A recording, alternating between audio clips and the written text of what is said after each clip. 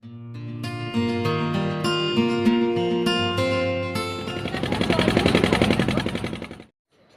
December সকালবেলা বেবিদের নিয়ে আমরা মায়েরা বেরিয়ে পড়েছিলাম শ্রীরামপুরের উদ্দেশ্যে।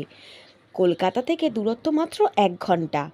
আমরা প্রথমে যাই টিটাগড় ট্রেনে, সেখান থেকে টোটো করে যাই খেয়াঘাট, আর খেয়া পার হয়ে পৌঁছে যাই আমরা শ্রীরামপুর। এখানে নৌকায় উঠে তো আমরা অবাক, এখানে শুধু মানুষজন নয়, মোটর সাইকেল, ভ্যান, সমস্ত কিছু পণ্যবাহী জিনিসই এই লঞ্চগুলো বা নৌকোগুলোতে করেই পারাপার হয়। যাই হোক, আমরা অল্পক্ষণের মধ্যেই পৌঁছে যাই শ্রীরামপুর। শ্রীরামপুরের এপারে এসেই আমরা দেখতে পাই একটা পুরনো রাজবাড়ি, যার অধিকাংশ অংশই ভাঙা, কিন্তু এখনও যে অংশটুকু রয়েছে তার ভিতরে আমরা গিয়ে দেখি, আর এর ভিতরে রয়েছে জোড়া দুটো শিব মন্দির। রাজবাড়িটা পুরো ভগ্নদশা, তার উপরেও বড় বড় বটগাছ, অশ্বত্থ গাছ হয়ে রয়েছে। আর পাশে আর একটা শিব মন্দিরও রয়েছে। এর পাশে একটা জলের ট্যাঙ্কের কনস্ট্রাকশনের কাজ চলছে। এর উল্টো দিকেই রয়েছে একটা শ্মশান ঘাট। আমরা এইখানে বেশ কিছুক্ষণ ঘোরাঘুরি করি আর জায়গাটা ছবি তুলি। এরপর আমাদের গন্তব্য শ্রীরামপুরের এলকোভ যে হাউজিং কমপ্লেক্স, সেখানে। এই কমপ্লেক্সে আমাদের একজন পরিচিতের ফ্ল্যাট রয়েছে, তো সেইখানেই আজ আমরা যাব। তো এইখানে ঢোকার আগে আমাদের নাম এন্ট্রি করতে হলো। অনেক রকমের নিয়ম আছে, জানেন তো। আমি এইরকম হাউজিং কমপ্লেক্সে প্রথম এলাম, তাই সব কিছুই আমার বেশ নতুন নতুন লাগছিল।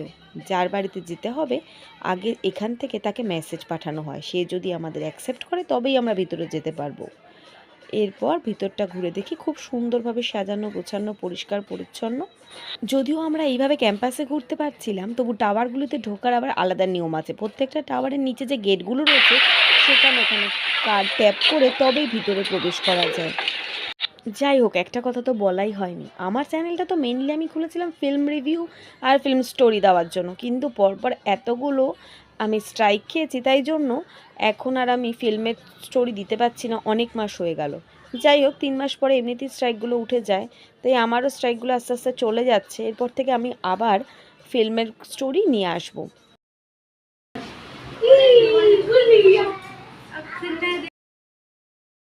আমরা যে ফ্ল্যাটটাতে এসেছিলাম, সেই ফ্ল্যাটটা 17 তলায়। দূর থেকে শহরটা কত সুন্দর লাগছে। এই যে দেখা যাচ্ছে, এটা গঙ্গা নদীটা, আর এই নিচে বাচ্চাদের খেলার পার্ক। আমরা এখন টিফিনের জোগাড় করছিলাম, যে যা পেরেছে বাড়ি থেকে কিছু কিছু করে খাবার নিয়ে এসো। অনেকটা ঠিক পটলাকের মতন।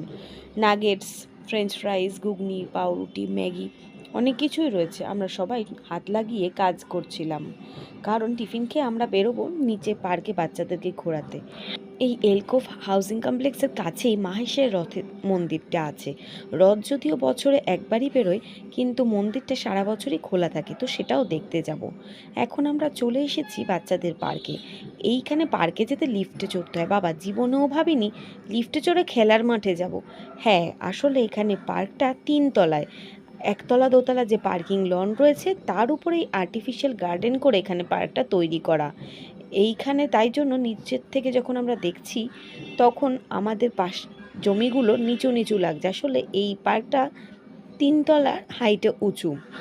এই পার্কটাতে বাচ্চাদের অজস্র রাইডস রয়েছে। আমার ছোট তো ভীষণ খুশি গিয়ে।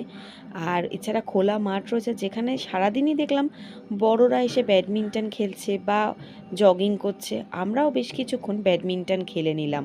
তবে এই পার্কে যেতে গেলে জুতো খুলে যেতে হয়, ঘাসটা ভালো রাখার জন্য। ব্যবস্থাপনা খুবই ভালো। এবার কিছুক্ষণ এখানে ঘোরাঘুরি করে এবার পিছন দিকটা যেতে হবে। এই দেখো একটা জলের ফোয়ারা, কিন্তু এখানে এখন ফোয়ারা চলছে না, বোধহয় গরমকালেই শুধু চলে।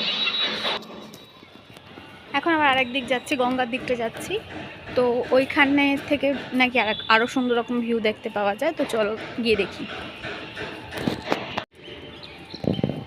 এই গাছগুলো অনেক আগে আমাদের বাড়ির আশেপাশে হতো, অনেক দিন বাদে আজকে দেখতে পেলাম আবার এখানে।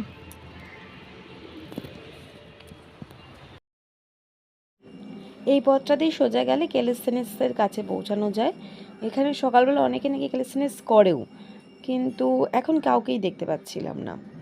আর এখান থেকে সোজা নিচে আমরা এর যে এন্ট্রান্সটা সেটা দেখলাম। যদিও ওখানে পায়ে হেঁটে যাতায়াত করা যায় না, শুধু গাড়ি দিয়েই যেতে হয়, কারণ এই রাস্তাটা দিয়ে সোজা পার্কিং লনে যাওয়া যায়। তুমি পায়ে হেঁটে পার্কিং লনে গিয়ে তো খুব বিশেষ কিছু সুবিধা হবে না, আর এছাড়া এখানকার যারা রয়েছে গেটকিপার তারা তোমাকে পায়ে হেঁটে এই রাস্তা দিয়ে যেতে আসতেও দেয় না। তো ওই যে দেখা যাচ্ছে আবার গঙ্গা। এবার আবার ফিরে যাচ্ছি ঘরের দিকে। দেখো এখানে আরও কত রাইডস, ওদিক প্রথমে তো সামনের দিকের ভিডিওগুলো দেখিয়েছিলাম, এটা এই শিপটার পিছন দিকের রাইডসগুলো। বাচ্চারা সারাদিনই এখানে থাকতে ভালোবাসে। আমার ছোট তো এখান থেকে বাড়ি যেতেই চাইছিল না, খুব কান্নাকাটি করে তারপর ওকে নিয়ে যাওয়া হয়েছে। রাত্রিবেলার এখানের যে ক্লাব হাউস, সেখানে ক্রিসমাস উপলক্ষে একটা পার্টি ছিল। আর এর দোতলায় দেখো অনেক কিছুই রয়েছে। ক্লাব হাউসে বিভিন্ন রকমের অ্যাক্টিভিটি, জিম, অনেক কিছু রয়েছে। আর 3 তলায় রয়েছে সুইমিং পুল আর টডলার্স হাউস। যদিও আমাদের ছোটরা অনেকটাই বড় হয়ে গেছে, তবু তারা টডলার্স হাউসে গিয়ে বেশি কমফোর্টেবল। কি আর করা যাবে, কিছুক্ষণ এদের দুষ্টুমি দেখতে হলো। আর তবে এরা কিছু ভেঙে চুরে দিয়ে আসেনি, নিজেদের মতো নিজেরা খেলেছে। আবার সন্ধ্যার শেষে এইটা জিম, বাড়ি চলে এসেছে। তো এই ছিল আমাদের শ্রীরামপুর ভ্রমণ।